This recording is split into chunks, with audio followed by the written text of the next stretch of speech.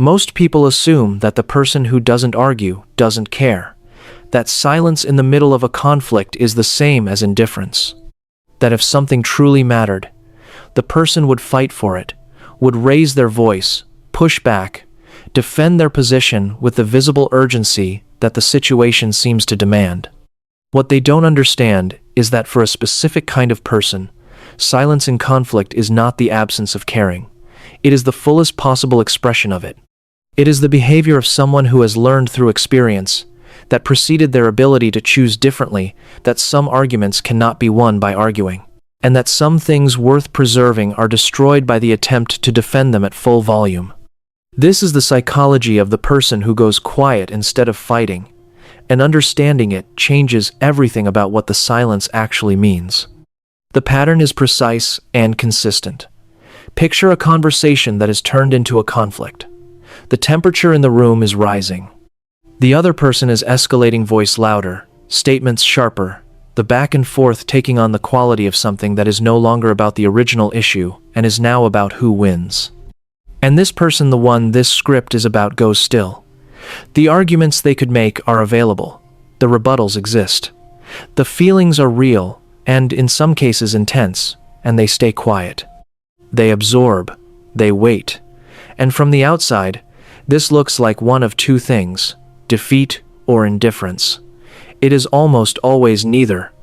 What it actually is the behavior of a person whose nervous system learned early that conflict at high volume produces outcomes that are worse than the discomfort of silence.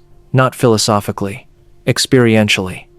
They were in environments in childhood, in early relationships, in the specific formative situations where the brain writes its deepest operating instructions, where arguments escalated in ways that cost something real, where raising your voice invited a response that was more damaging than the original wound, where being right didn't protect you, and the fight itself was more dangerous than whatever you were fighting about.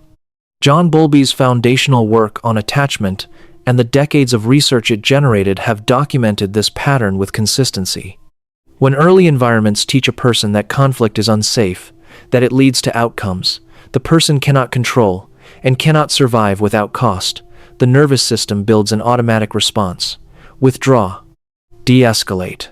Make yourself smaller in the space of the argument, not because you have no position, but because the position has been learned to be less important than the survival of the relationship, or the survival of your own calm, or both. Psychologists call the adult expression of this pattern conflict avoidance, but that label is inadequate to the actual experience. It describes the behavior from the outside, what it looks like, without naming what it is from the inside. From the inside, it is not avoidable. It is a calculation. A very fast, very automatic, largely unconscious calculation.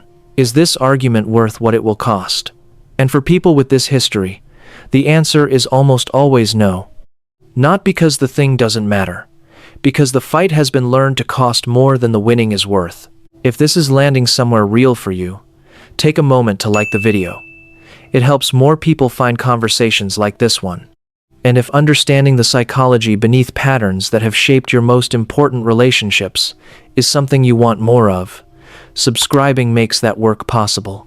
Because the consequences of this pattern in adult life are specific and worth naming with precision.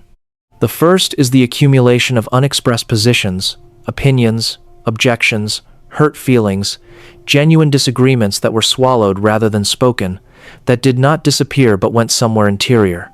They become a private archive of things that were never said, and over time, that archive weighs something. It produces a background heaviness in the relationship, a sense that there is more to this person than the version present in conflict, that there is territory in them that has been closed off and cannot be reached. The second consequence is that the people around them frequently misread the silence as agreement. They assume that absence of argument means absence of objection. And then, they are confused or hurt when they eventually discover, usually through the person finally reaching a threshold and expressing something that had been accumulating for much longer than the immediate situation, that the silence was never agreement. It was management. And what was being managed was significant. The third consequence is the specific relationship with anger that people who don't argue tend to develop, because the anger doesn't disappear when it isn't expressed in the moment. It moves.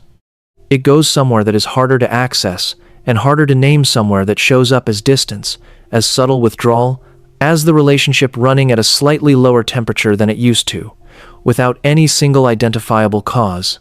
The anger didn't leave, it went underground. And underground anger is, in some ways, more corrosive than the expressed version precisely because it is invisible to the person on the receiving end of it. Here is the paradox that holds all of this together.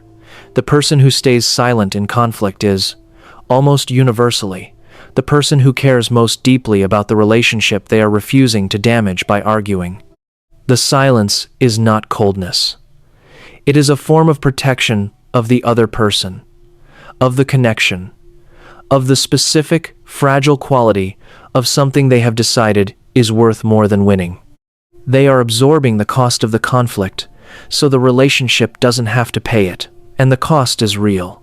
It is paid internally, continuously, without the other person knowing it is being paid at all. What this person deserves, and what they almost never fully receive, is the specific experience of a conflict that feels safe enough to enter. Not safe in the sense of no friction. Safe in the sense of survivable, where the disagreement can happen without the temperature reaching the level that makes speech feel impossible, where being honest about what they actually think doesn't require bracing for a response that is worse than the silence would have been, where the argument is about the issue and not about who has the power to outlast or overwhelm the other. In those conditions, which are rarer than they should be, the person who typically stays quiet becomes one of the most honest and most precise communicators available, because they have spent years thinking through positions they didn't express, examining the accuracy of their own perspective, understanding both sides of a disagreement before they speak. When they finally do argue, it is not reactive. It is considered, and considered is something that almost no one in a heated room is being. Silence in conflict is not the same as having nothing to say. In most cases, it is the exact opposite. The behavior of someone who has more to say than the current conditions will allow them to say honestly. And the people who create the conditions in which that honesty can finally surface receive something worth more than the easy satisfaction of a fight won loudly. They receive the real version of the person. And the real version, in the person who has been quiet for a long time, is the one worth knowing. Think about the last argument you chose not to have. What was it actually costing you to stay quiet? And what would have needed to be different for you to feel safe enough to speak? Hit the like and subscribe button, and I'll see you in the next one.